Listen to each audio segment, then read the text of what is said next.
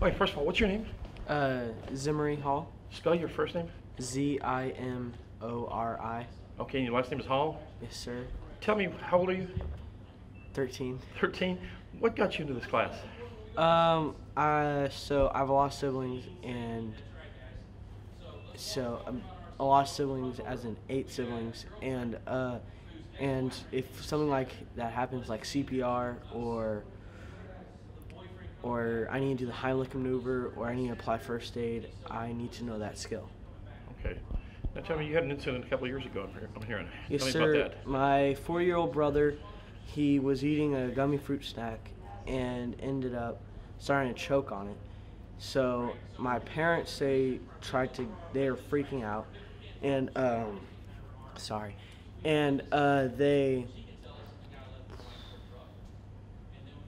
they tried to take it out with their fingers, but ended up wedging it back in the throat. So I come down, take him from them, and I start doing the child Heimlich maneuver on him, and the gummy snack, his face was turning white, he's dying, and the gummy stack, as I was doing Heimlich maneuver, came out of his throat, and I saved his life that day. I heard you got an award for that thing too later on. Yes, sir. It was for the Texas 911 First responders? First responders. Okay. It was at the Galveston Convention Center, and it was, I think, a couple months ago. So tell me, this is your second time in the class? Yes, sir. So this class has really helped you a lot and actually saved your brother's life. Yes, sir. You pretty much think anyone should take this class? Tell me about that a little bit. What can someone learn from this class? They can learn CPR, first aid, anything that could happen in real life. They teach you not to freak out and to stay calm, so you know what to do in a situation. Okay. All right. Joshua Gryder. Spell your last name. Gryder. Tell me, how old are you? I'm 14 years old. What brought you to this class? What brought me to this class was I wanted to join the Marine Corps, and I just wanted to pretty much just learn medical and how to do CPR just in case, in an emergency, I need to provide CPR or medical assistance to anybody that needs it. What have you learned? I've learned how to provide CPR to adults, children, and infants. I've learned how to bandage wounds. I've learned how to stop bleeding from ligaments that have been severed, and I've learned a lot at this camp that I didn't know before. What, out in the field, you think it helped you quite a bit? Yes, sir, I do. All right. Appreciate it. Thanks. Steve Squire, Steveesquire. Okay, tell me what's going on this week and what it takes to put this together and how often y'all do it. Okay, so this is our 4th annual Junior 911 First Responder Camp. So we do it at the first weeks of summer after school's out. We invite 8th graders and 9th graders, those going into those grades, to come out for a week-long class where we teach them basically about law enforcement, fire, and EMS. During the course of this class, they're able to learn first aid skills, CPR skills, AED, things that we hope they never need, but certainly want them to have in case they do need them. What about, how many kids in the class? We have 22 kids this year, so a pretty decent-sized class. What kind of training? I mean, they seem like they picked up on this quite a bit. What anything memorable about these that you noticed in some of these kids? Oh, absolutely. So, last year we had a kid that just a few weeks after class was able to save his 4-year-old brother's life with the skills he learned through the class. So we know that these skills are critical and important. They're picking them up. They're learning it. During the course of this class, they were able to go out there and put out fires using fire extinguishers, things that they would never get a chance to actually have hands-on training. We're able to give them those kind of training during this class, and we couldn't be more proud. And is it every year y'all hold this? We do. We hold it every year. It's a partnership. Not only the Sheriff's Office does this, but it's a partnership with the 911 Emergency Communications, as well as MCHD, Montgomery County Hospital District, and the Emergency Operations Center all work together to put this class on. And then Woodlands Fire helps us a lot by donating the facilities that we're able to use here at the Emergency Training Center. All right. Good. By any chance? Hair color? He has brown hair, How tall is he? About like 6'2". 6'2". You're gonna be all right, is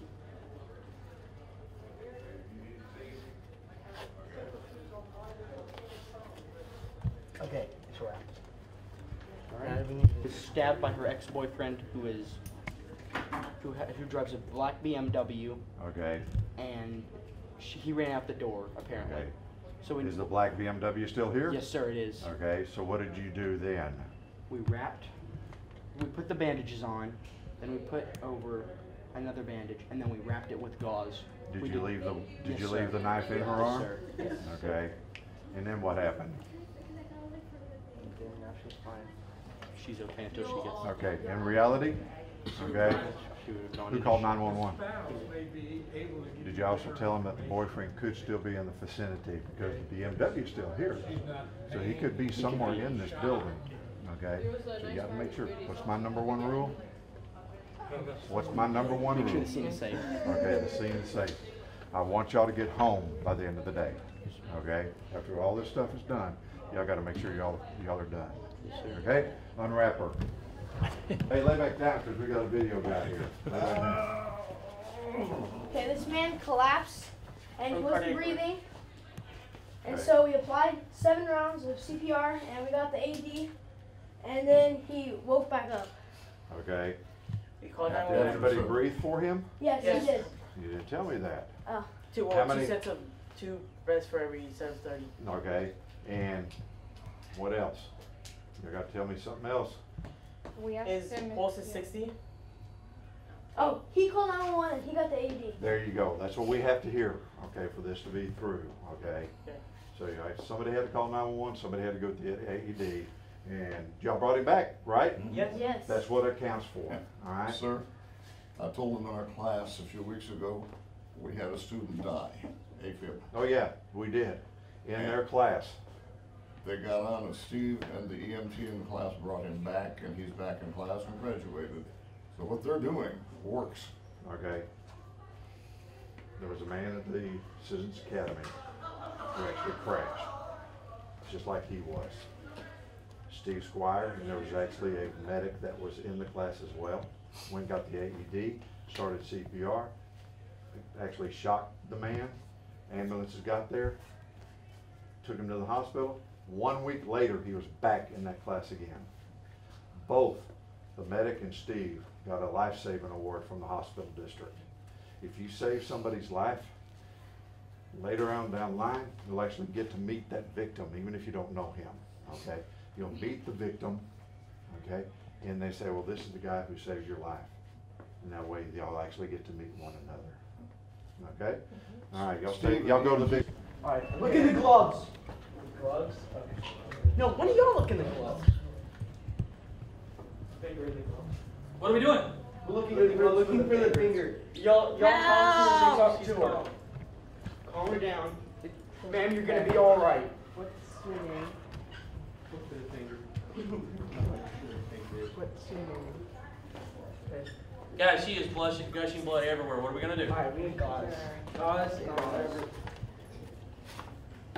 Hurry! Oh my god. Okay. Oh my god. Okay. We're gonna need this. Okay. Look, we're here to help you. What's your name? You don't get hurt too. We need you to calm down. Okay. We'll need you to Let go of the axe. Alright. All right. So you need to put gauze on it, apply pressure, and put the tape on it. Hey, we're to help you. What's your name? Jen, Okay. How did this happen? I was working on that rose bush over there and I was trimming a limb. And with the hatchet. Yes, with the hatchet. Okay. We need to keep on looking for the finger. Why would the finger be inside? Oh yeah. Wait. Okay. So the finger is outside, so that's what we're going to tell first responders once they get here. Okay. Did you call 911? Yeah, I called 911. Okay. So she's losing blood fast. You gotta do this a bit faster. Come on, man. We got this. She's going to go into shock soon. And I'll need to get an AED. Gotta lift her hand up. Are you Ow! with the news?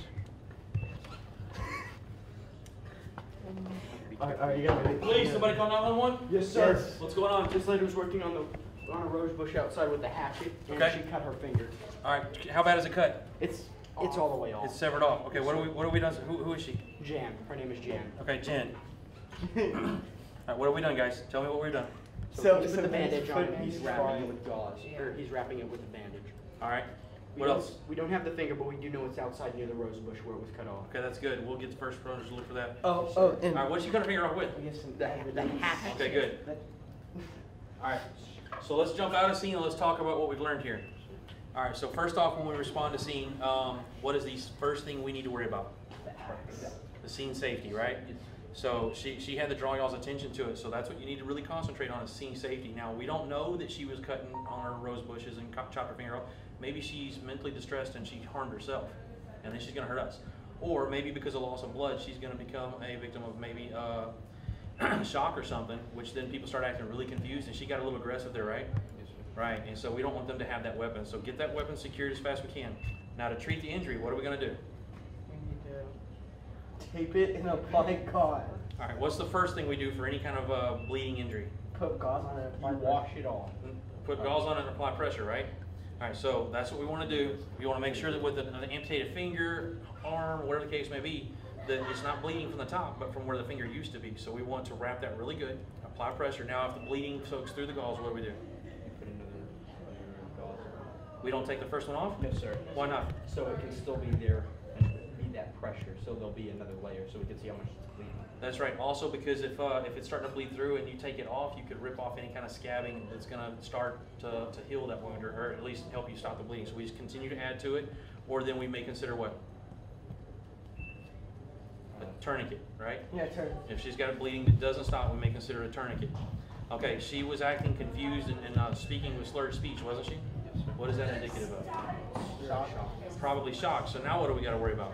You got to worry about the loss of blood and going into cardiac arrest. Okay, what's the treatment? What do we do? Give me. Okay, that's prepared for, but what do we do to help her if she's starting to show signs of shock? Okay. Now, we can expect her to do what? Pass out, right? Do we want her sitting in the chair? No, sir. All right. So once we've got somebody on the hand and we're starting to apply whatever measures to stop the bleeding, we want to help her to the floor, and then do what to help her with the shock issues? Elevate her feet. That's right. So that the blood from her legs goes to her torso and her organs and everything that helps her out, right? Okay. Anything else? All right, guys. Do a better job on wrapping. Now, this is something I want you guys to think about. Y'all came in and stood around looking for a finger while she's bleeding out in front of you. What's more important? Her bleeding out. All right, save her life. So we want to stop her bleeding and deal with that immediately. And then as we can break up in teams, you call 911. You go look for the finger. You help me wrap this up. Help me get her on the ground, right? Somebody needs to take charge and move forward from there, okay? Act as a good team and prioritize what's most important, all right? Yes, sir. All right, so get the room reset for the next group, please. That looks. Yeah. Here's. It's not as bad as I thought. Y'all gotta. Come on, guys.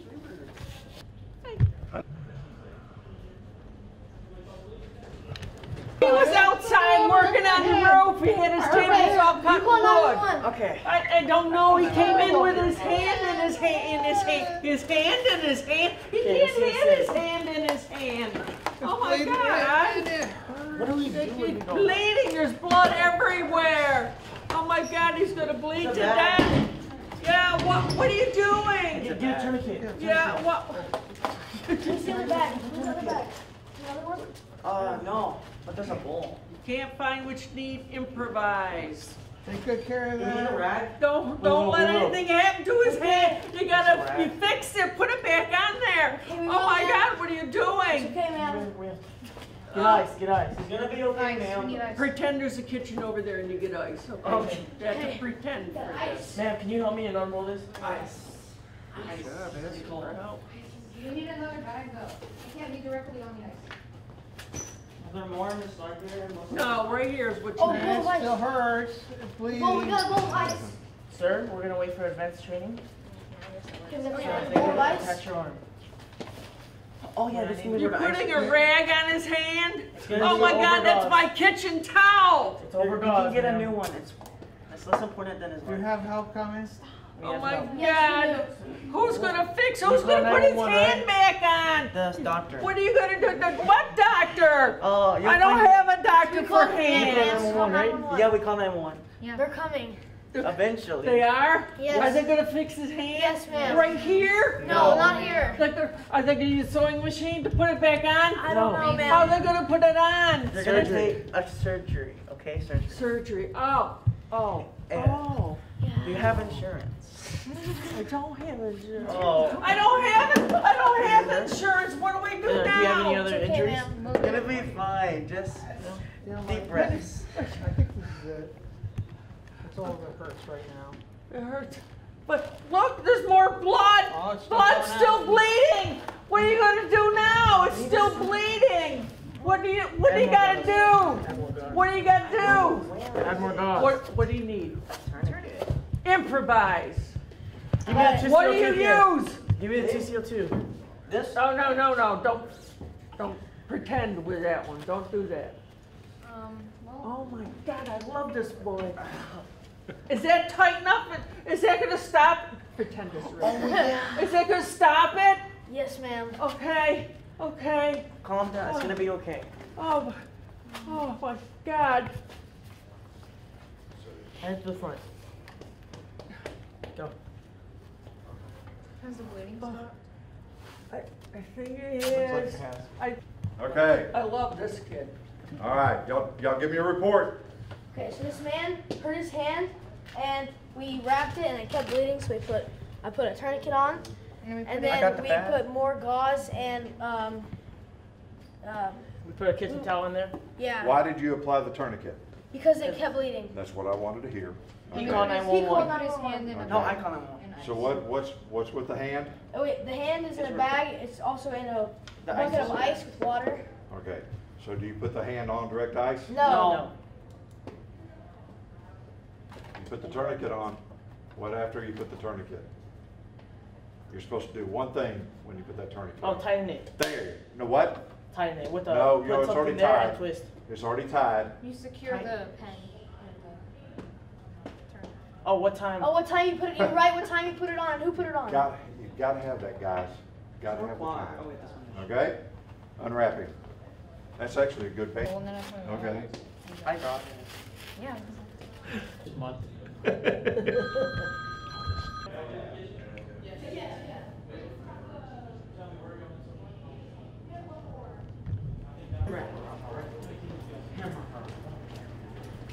Okay, all right. There's been an accident, any injuries, or what's going on? Y'all need to go find out what's going on that's in the kitchen. Sir. Hurt boys, girls. What was it? I got a bird. Hold it, hey guys. Before you come in, you gotta. Okay, I burned myself. We're not gonna put any of that stuff on me now. You just have to tell me what you think you should do. Yo, we need your EpiPen. Are you today, sir? No, I don't know why I asked that. Excuse me. I said, how are you today, sir? You like after that? Alrighty.